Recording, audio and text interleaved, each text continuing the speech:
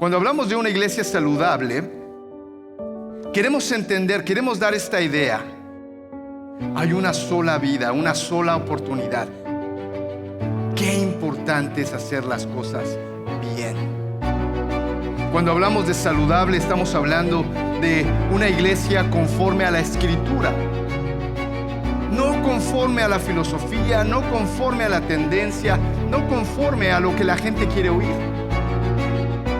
La palabra de Dios es nuestra única norma de fe y conducta. Amén.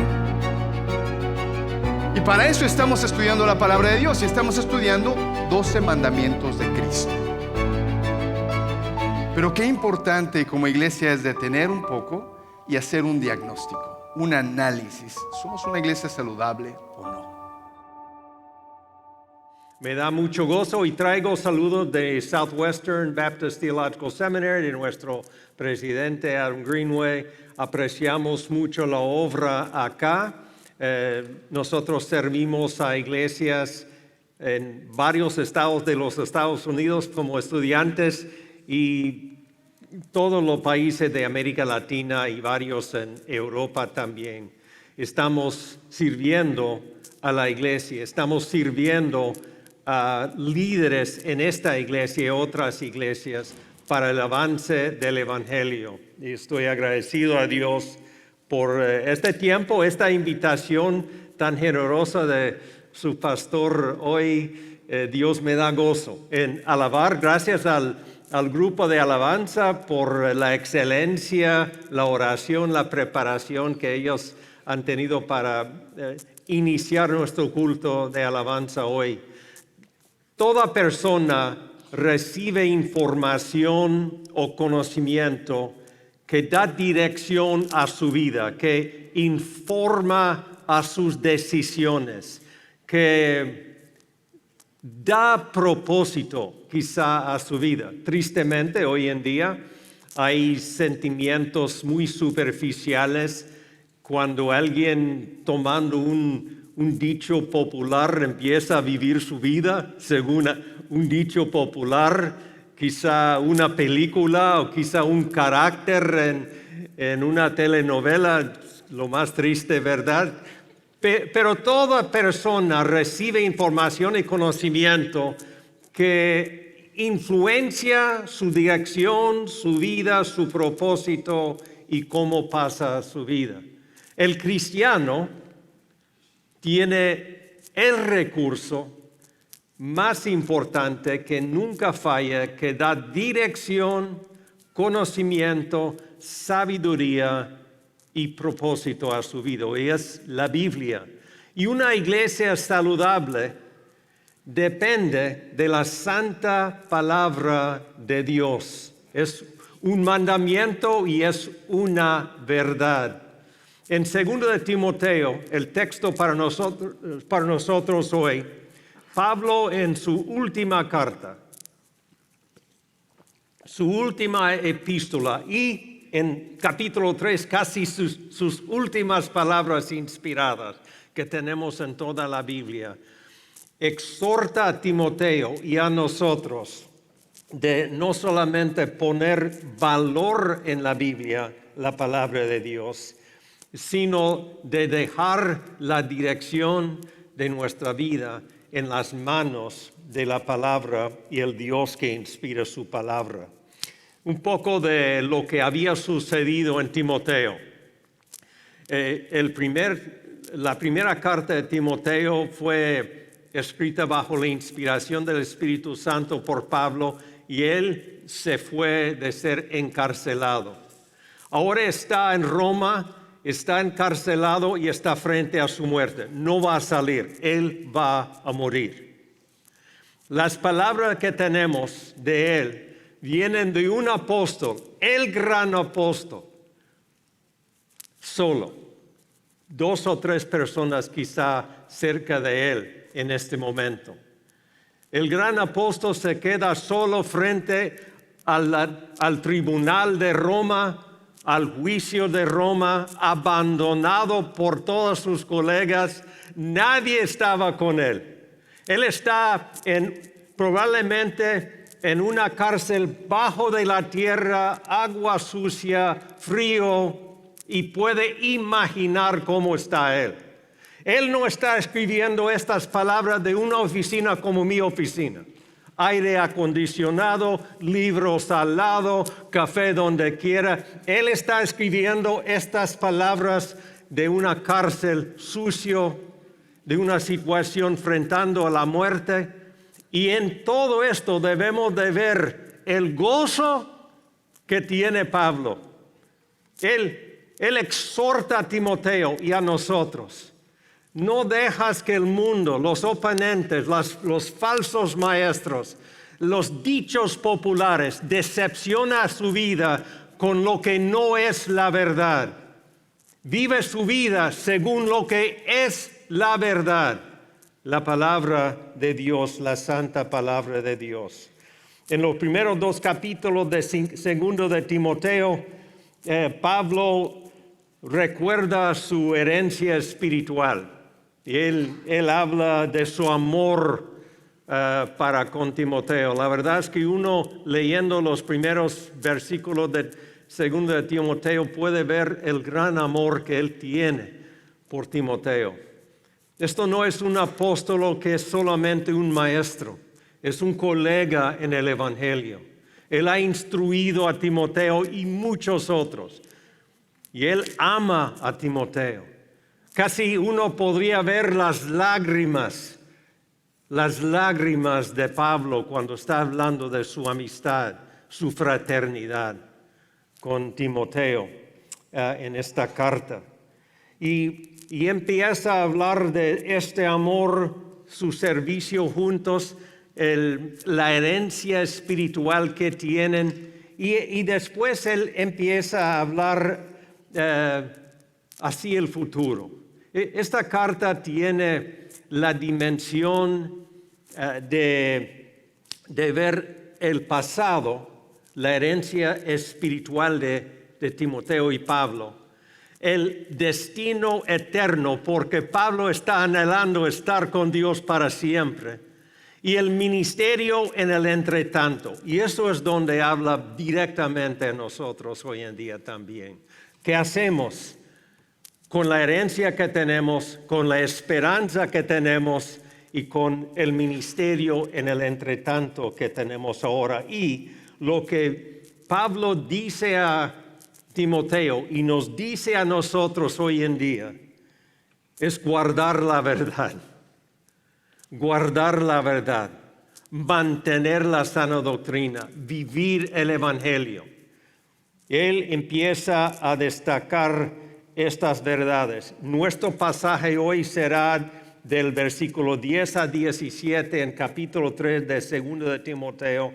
Y más que todo haremos una división en 2 puntos focales, de 10 a 14 y 15 al 16. Y primero Pablo exhorta a Timoteo a vivir una vida santa, una vida piadosa, una vida que agrada a Dios. Es una vida distinta que el mundo y el no creyente, y es una vida hermosa. No es fácil esta vida. Leamos. Pero tú has seguido mi doctrina, conducta, propósito, fe, longanimidad, amor, paciencia, persecuciones, padecimiento, como los que me sobrevinieron en Antioquía, en Iconio, en Listra, persecuciones que he sufrido, y de todas me ha librado el Señor. Y también todos los que quieren vivir piadosamente en Cristo Jesús padecerán persecución. Mas los malos hombres y los engañadores irán de mal en peor, engañando y siendo engañados. Pero tú, Timoteo, persiste tú en lo que has aprendido y te persuadiste sabiendo de quién has aprendido. La vida cristiana no es superficial. Tanta vida hoy en día, personas viven por lo que valen nada. Tienen ideas muy superficiales y viven su vida por realmente cosas que no tienen casi ningún valor. Pero el cristiano, aunque la vida que tiene enfrenta momentos difíciles siguiendo a Cristo, vive una vida llena del significado, fructífero para Dios y otros, y sobrenatural. El cristiano, tú y yo, tenemos el Espíritu de Dios en nosotros, y Él es divino, Él es Dios. No vivimos una vida solamente en la carne, tenemos una vida que tiene significado mucho más allá, aún de lo que podemos ver y vivir ahora mismo. Pablo, enfrentando la muerte, exhorta a Timoteo. Él hasta un punto está pasando la torcha del ministerio y un poco del liderazgo en el avance del ministerio misionero a Timoteo, y él destaca en sus últimas palabras lo más importante para el ministerio y para la vida. Y él lo hace, y él nos da principio para el liderazgo. Hoy en día, aún en círculos cristianos, y no estoy diciendo que es algo malo, pero tenemos pues una cantidad de libros sobre liderazgo. Tenemos técnicas, capacidades, 17 pasos, 120 pasos, sin número. Pero Pablo aquí le dio a Timoteo y nos da a nosotros dos principios para el liderazgo cristiano: carácter piadoso y guardar la verdad de la palabra de Dios. Estos son características y bases fundamentales para el líder en la obra de Cristo, enfocado en el Evangelio, dedicado a la palabra y buscando vivir una vida santa y piadosa. Y es una vida virtuosa. Cuando él habla de conducta, propósito, fe, longanimidad, amor, paciencia, estos son características de una vida virtuosa. En cambio, a una vida mundana, con otros valores, es una vida virtuosa. Y una vida virtuosa en alguien es un tesoro. Esto es como una olla pulida. No podemos aún calcular lo que significa tener una vida piadosa hacia una vida santa. Esto vale más que oro afinado. Es una vida virtuosa. Y así, hasta un punto, Pablo describe lo que Timoteo está en medio de enfrentar. Falsos maestros, personas que han entrado a la iglesia a decepcionar, quitar, destruir, el menosprecio por su liderazgo, desanimado. Más que todo encontramos una situación donde Pablo cree Timoteo está desanimado. Casi todos nosotros en nuestra vida cristiana podemos recordar momentos y tiempos de desánimo. Líderes en el ministerio, si tienen largo ministerio, sin duda, va a encontrar un lunes cuando quiere renunciar. Mejor esperar hasta viernes cuando está listo para la próxima semana. Pero desánimo. Pero frente a esto, Pablo está exhortando a él, mire, no dejan que ellos quitan o robarte de tu gozo para una vida piadosa, Timoteo.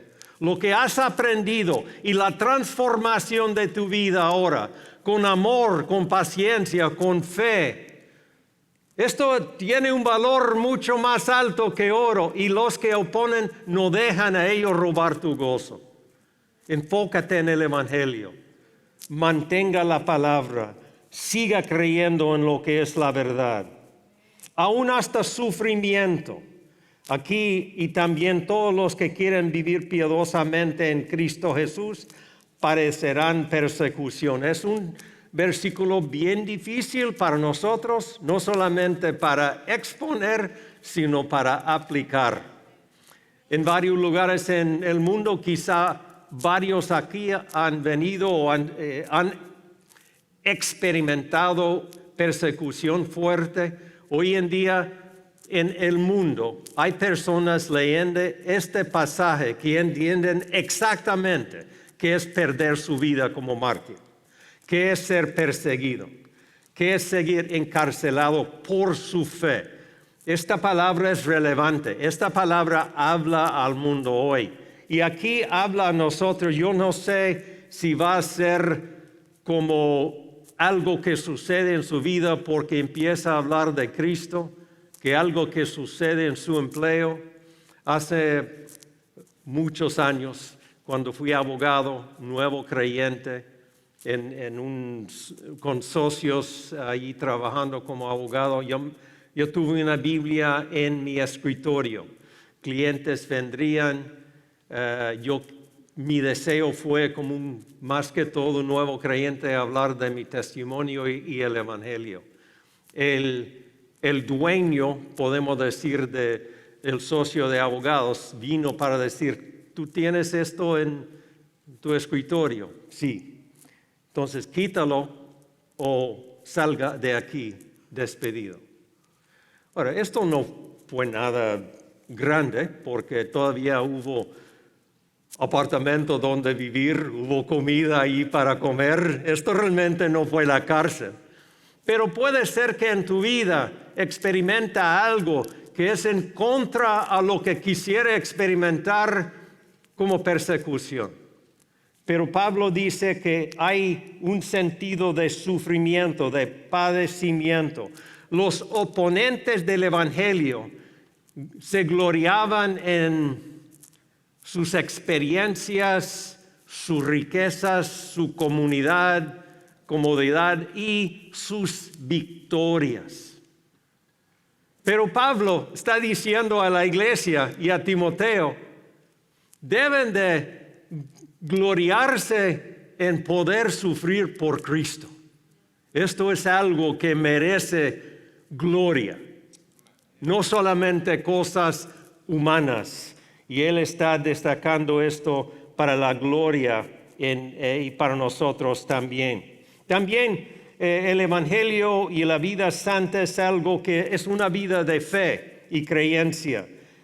Pero tú, versículo 14, persiste en lo que tú has aprendido y te persuadiste sabiendo de quién has aprendido. La vida piadosa es una vida que tiene su fuente de conocimiento y de verdad de la palabra santa, la Biblia misma, creer la verdad. Para nosotros, 1 hora por semana escuchando la Biblia y estudiando la Biblia, amados hermanos, no es suficiente. Las influencias en su vida son enormes para atacar su creencia. Debe de tener una dedicación a la palabra diariamente, semanalmente y no solamente media hora o hora un día por semana. Una vida de creencia y de fe. Pablo está hablando aquí a Timoteo, obviamente, de varios lugares donde él había aprendido. Al principio había hablado de su mamá, su abuela, quienes tuvieron una influencia fuerte en su vida. No estamos seguros de su papá. También él había estado estudiando las Escrituras, hablaremos de esto en un momento, y también él había estado al lado del apóstol Pablo, escuchando y viendo la predicación y la verdad del Evangelio de los apóstoles y Pablo mismo. Él había aprendido de lo mejor. Esa exhortación es vivir una vida de fe creyendo en la verdad. Para nosotros, la vida cristiana es una vida transformada, poderosa. No es suficiente simplemente depender de nuestras emociones, nuestros sentimientos. Debemos de tener una relación fuerte con la fuente de vida, la Biblia misma. Un hombre de oración, Andrew Murray, una vez dijo, y sus libros me han inspirado a lo largo de los años, él dijo: el Espíritu Santo nos enseñará a amar a la palabra de Dios, meditar en ella y guardarla. Algunos leen la Biblia para aprender, otros leen la Biblia para huir del cielo. Una vida santa, piadosa, es una vida que también depende de la palabra santa, la Biblia.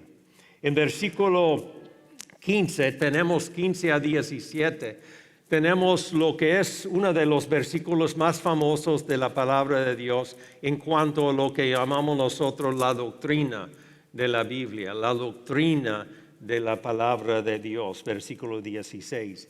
Él empieza aquí hablando en versículo 15 y de que es desde la niñez has sabido las sagradas escrituras. Probablemente Pablo está hablando mayormente del Antiguo Testamento, no exclusivamente, pero el Antiguo Testamento. El Antiguo Testamento, palabra de Dios, toda palabra, fue dado por Dios bajo un pacto, un viejo pacto. Y este pacto veía y iba a ver hacia el futuro y la venida del Mesías. El Antiguo Testamento habla del Mesías, habla del siervo sufriente en Isaías. Entonces el Antiguo Testamento nos da sabiduría de buscar salvación en el Mesías y por fe. Pero no es completo hasta la venida de Jesucristo, Señor y Salvador, en un nuevo pacto, que es un pacto de gracia. Cantamos de esto hoy en la mañana.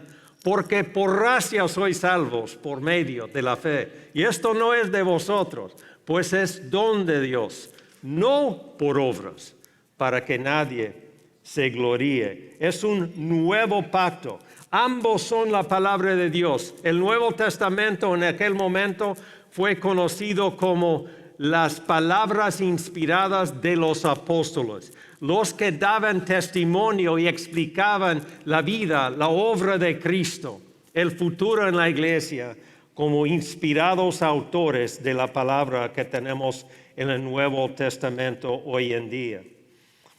Los que enseñaban Antiguo Testamento al principio de este libro no enseñaban Biblia y Antiguo Testamento de una manera correcta. Porque cuando leemos toda la Biblia, viendo toda la historia de Dios, de Génesis 1 al fin de Apocalipsis, nosotros entendemos que es un solo libro, una revelación de Dios. Y el antiguo nos lleva a ver hacia el nuevo y el cumplimiento en el Señor Jesucristo, y no hay otro Salvador. Pablo exhorta a Timoteo a enseñar el Evangelio, y él enseña a Timoteo a ser discípulos según la palabra de Dios.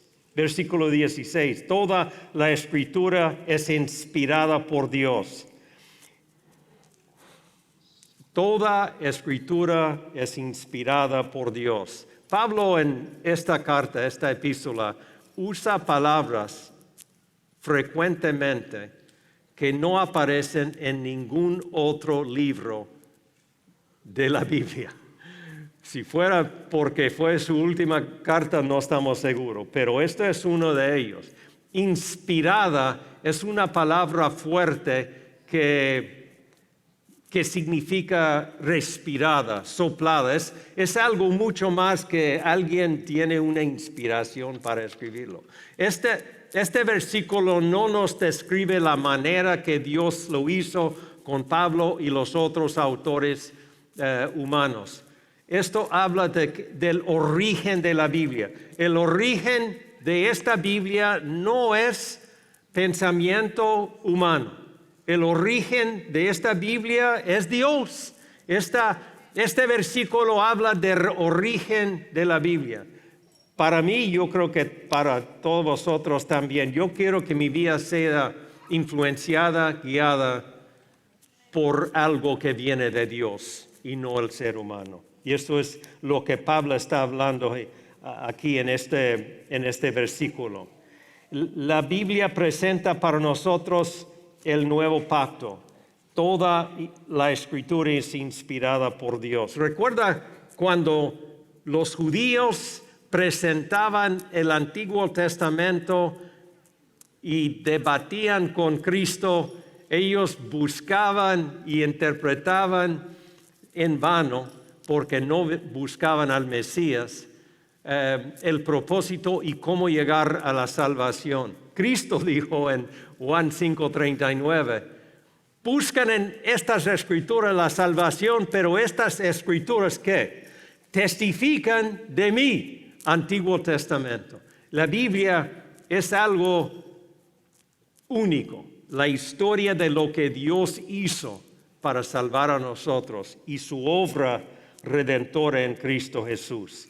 Es un nuevo pacto, es una nueva vida. Y al final, para nosotros, y es útil para enseñar, para redarguir, para corregir y para instruir en justicia, a fin de que el hombre de Dios sea perfecto, enteramente preparado para toda buena obra. La Biblia es la verdad. La Biblia es la palabra de Dios. Y la Biblia es útil, dice la Biblia misma. Es útil. Esto tiene aplicación a su vida diaria. Esto tiene aplicación a su futuro. Esto tiene aplicación a sus decisiones hoy. Es útil.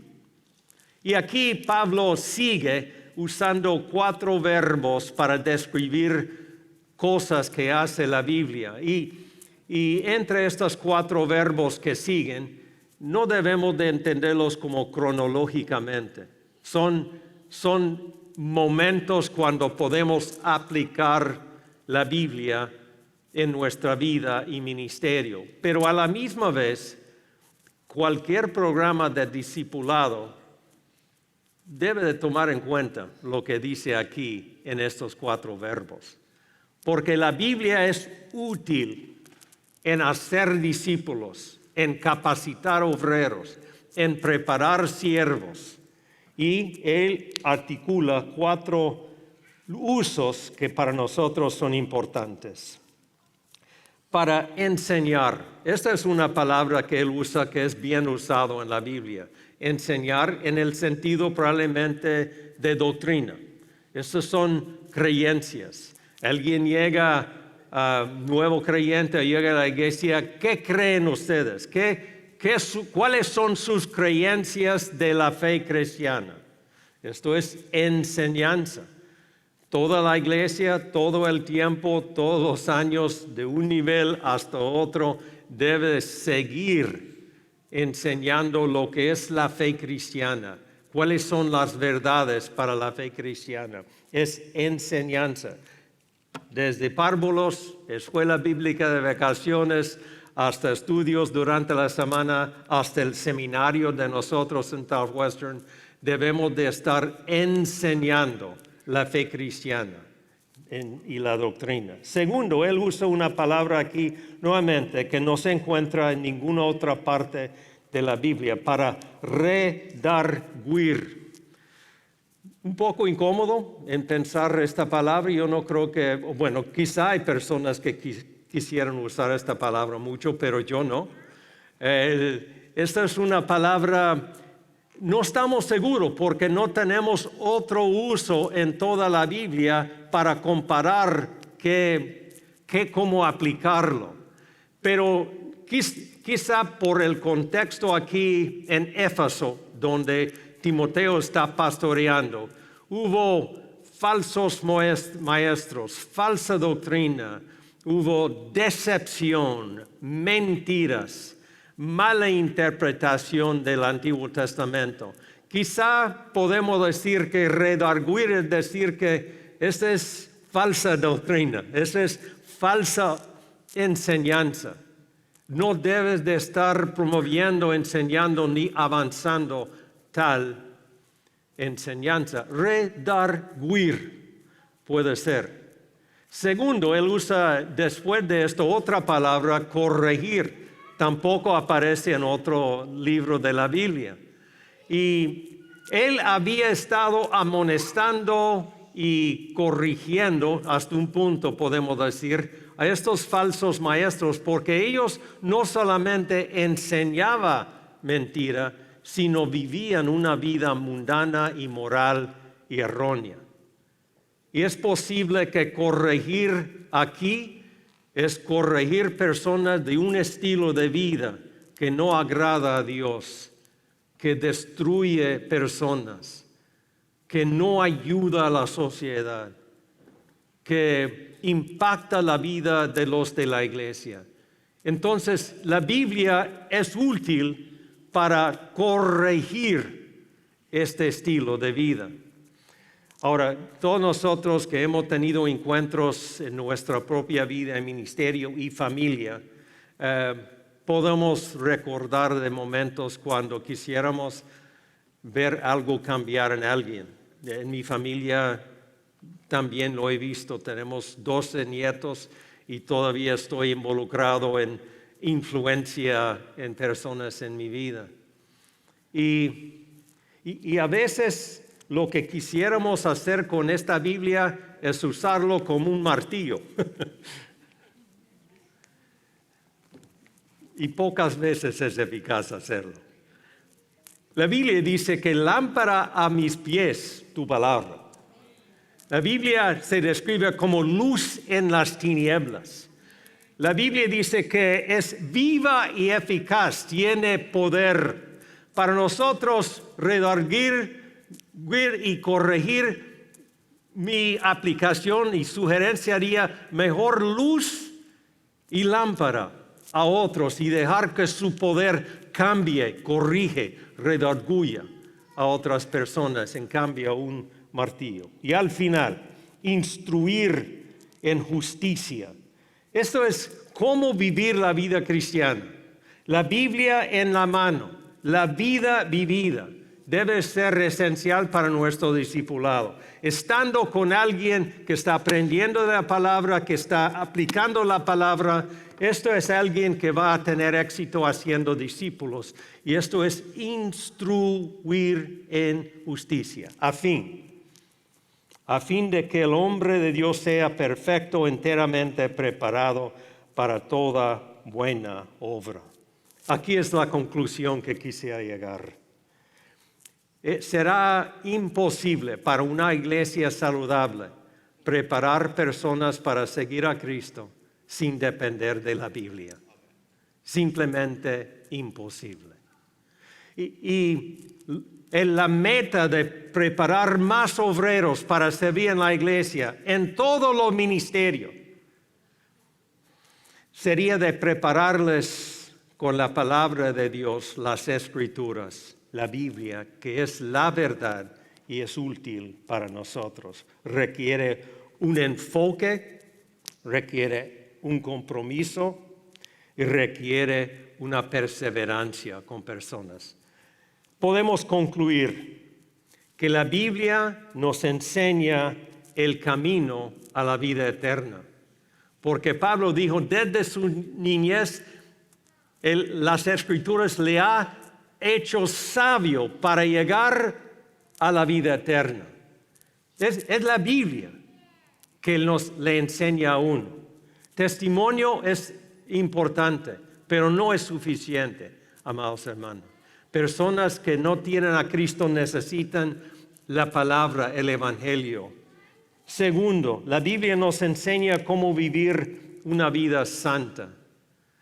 Frente a una cultura que demanda algo de nosotros que no le agrada a Dios, el cristiano hoy en día necesita ser bien cimentado, fundamentado en su conocimiento y aplicación de la palabra de Dios, la Biblia. Y tercero, preparar la iglesia para servir a Dios. Y preparar la iglesia a servir a Dios es preparar a personas como siervos de Cristo. La Biblia es necesario para hacerlo.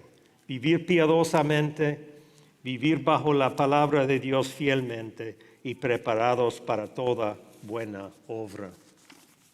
Yo les exhorto, amados hermanos, considerar su relación con dedicación a aprender y vivir la palabra de Dios. Segundo, el fin de este pasaje dice que está para los siervos fieles de Dios, preparándoles para toda buena obra. Yo quisiera darle una invitación a pensar. ¿Dios quiere hacer algo más en mí, preparándome para un ministerio en la iglesia? ¿Estoy disponible a dar el tiempo necesario para prepararme más con la palabra de Dios para servirle a Dios en la iglesia? Aquí en su iglesia tiene un pastor y líderes que entienden la palabra, que enseñan la palabra. Tienen estudios a muchos niveles, instituto. En nuestro seminario estamos capacitando con la palabra de Dios a cientos de personas. Dios te está llamando a prepararse más, joven, adulto, no importa su edad. Haga un compromiso de hacer lo que sea necesario para prepararse de una manera que Dios pueda ser fiel siervo tú eres.